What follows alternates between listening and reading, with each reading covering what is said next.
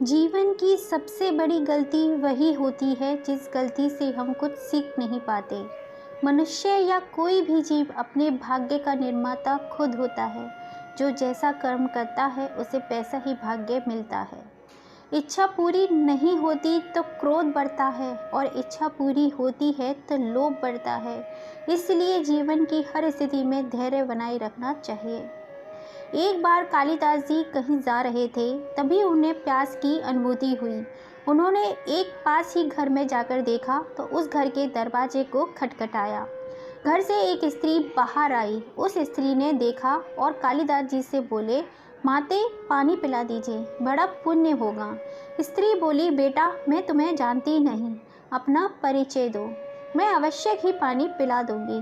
कालिदास जी ने कहा, मैं पार्थिक हूँ, कृपा पानी पिला दें। स्त्री बोली, तुम पार्थिक कैसे हो सकते हो? पार्थिक तो केवल दो ही हैं, सूर्य और चंद्रमा, जो कभी नहीं रुकते, हमेशा चलते रहते हैं। तुम इसमें से कौन हो, सत्य बताओ।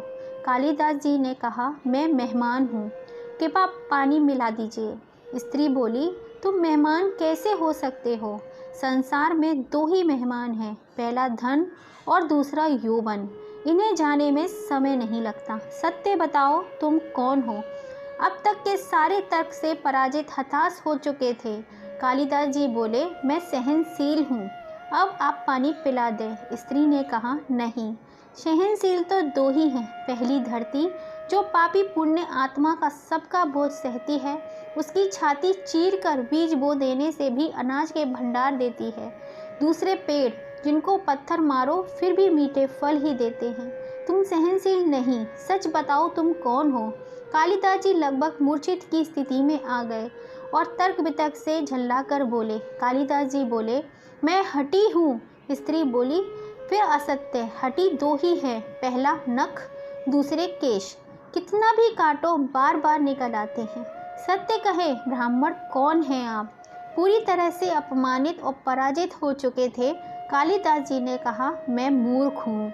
स्त्री ने कहा, नहीं, तुम मूर्ख कैसे हो सकते हो? मूर्ख तो दो ही हैं, पहला जो राजा बिना योग्यता के सब पर शासन करता है, दूसरा दरबारी, जो राजा को प्रसन्न करने के लिए गलत बात पर भी तर्क करके उसको सही सिद्ध करने की चेष्टा करता है।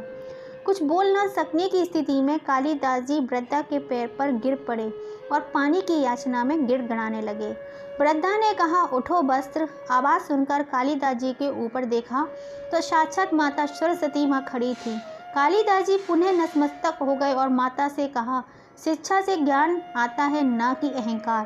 तूने शिक्षा के बल पर प्राप्त मान और प्रतिष्ठा को ही नहीं अपनी उपलब्धि मान लिया और अहंकार कर बैठे, इसलिए तुम्हारे आंसू खोलने के लिए मैंने ये स्वांग करना पड़ा। कालिदास जी को अपनी गलती समझ में आ गई और भरपेट पानी पीकर आगे चल गए।